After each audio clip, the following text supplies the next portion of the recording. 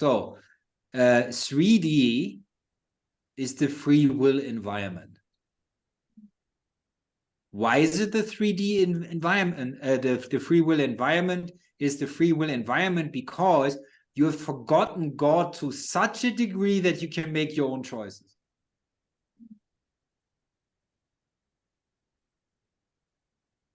So if you have very little awareness of God, your choices are your own.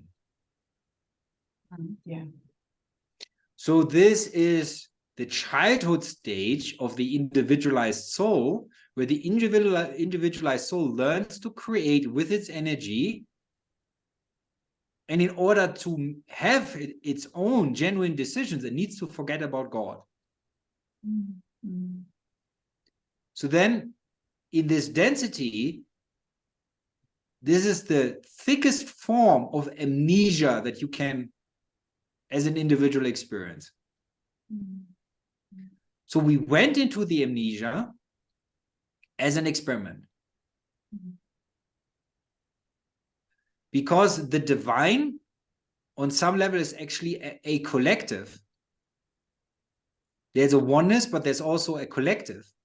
Both is true. And when you separate from the collective, you don't remember the other parts of you. You will make individual decisions. Mm-hmm. Now you start generating karma.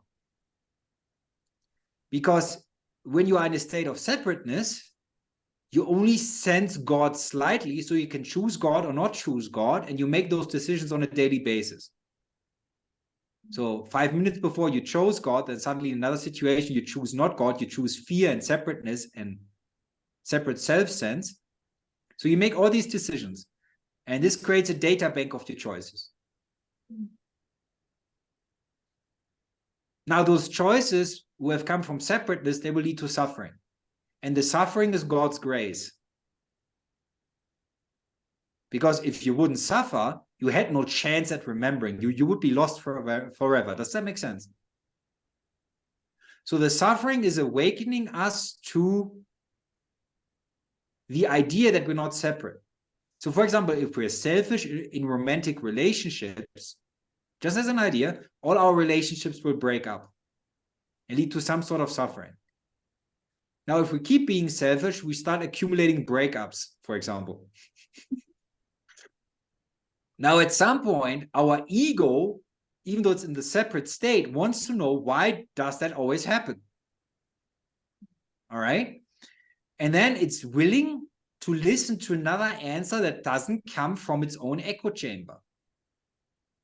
Mm-hmm. So there is a willingness to let go of the amnesia a little bit.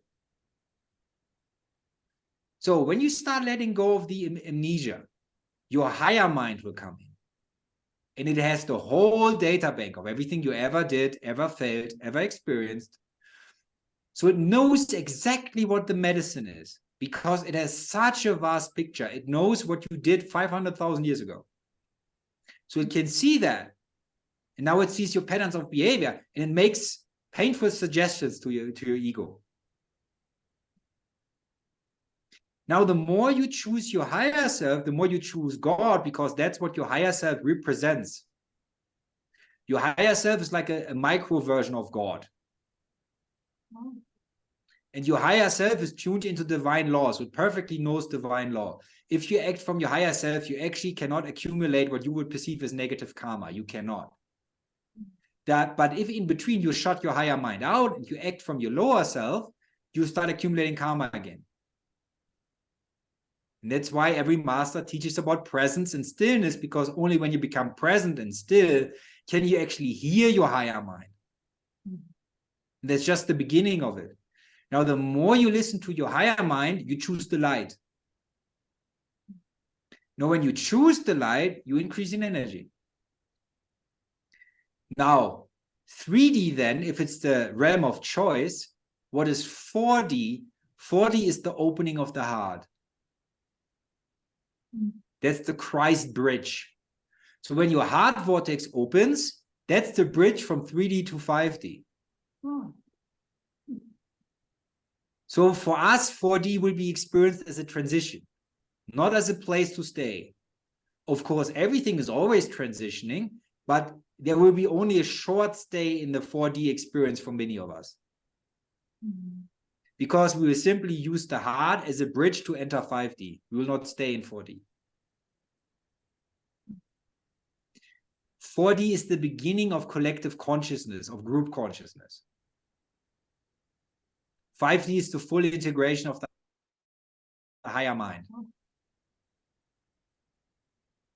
What our reality then will look like in detail, I cannot say. I have my suspicions. Sometimes I get glimpses of the future. But what I see, what is true for me, might not be true for you.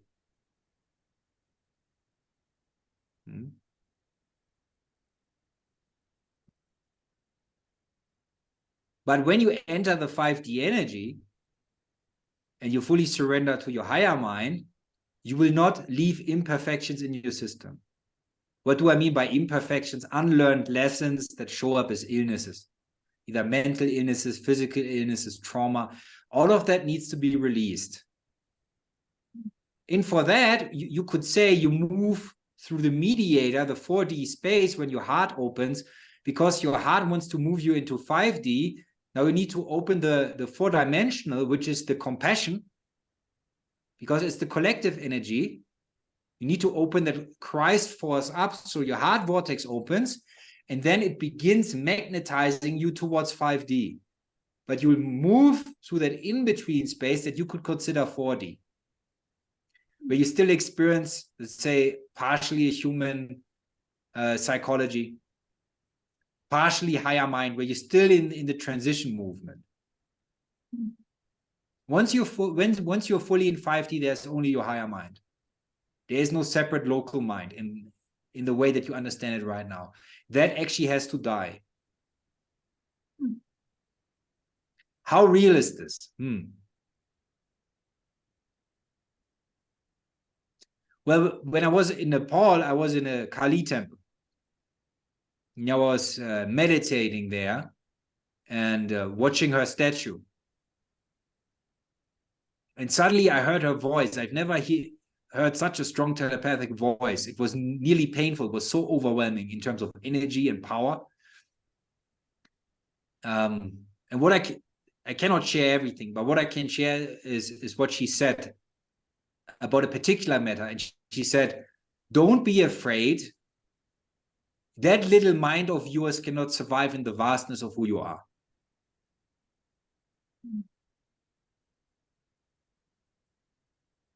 Please apply that to yourselves, understand what it means. It means that the little ego mind that is fearful and doesn't trust and is resentful and is only focused on survival and stealing energy because it's disconnected from God, that little fearful Atlantean mind will die into the higher self. It will simply vanish in the immensity of its energy.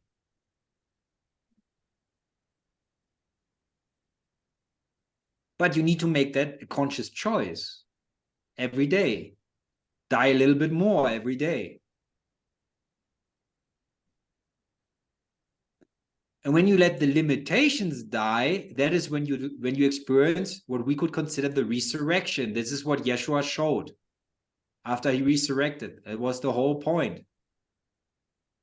Was planting this archetype into the collective consciousness to make humans aware of the fact that resurrection is a possibility. Yeah, but you cannot bring your ego into 5D. Forget it. Don't even try it. Don't even attempt it. Because the 5D energy is a restoration of what you could consider the kingdom of God. And in the kingdom of God, imperfection in the way that we understand it cannot exist. So we're releasing the lower density material, we're doing our shadow work, we're doing our life reviews. And in some of our cases, it's the review of many past lives where we are investigating that and releasing any sort of residual resentment that we still have. So we can stay permanently in 5D. And what actually happened, that was very interesting. That's probably interesting for some of you guys. One time I was meditating in Germany on a bench and I saw suddenly 5 alien beings, but I saw them as pure energy. I didn't see them as bodies, but I know who they were. They were Arcturians from a higher dimensional level. And they said to me, well, welcome to 5D. You've made it. But what was interesting about it is that my energy was already in 5D, but my body wasn't. So my body had to follow. And that's why we experience a little bit these intense ascension symptoms, because our soul's energy is already there, but the body is playing catch up. And then our nervous system is being adjusted, our DNA, our cells are vibrating at a higher frequency,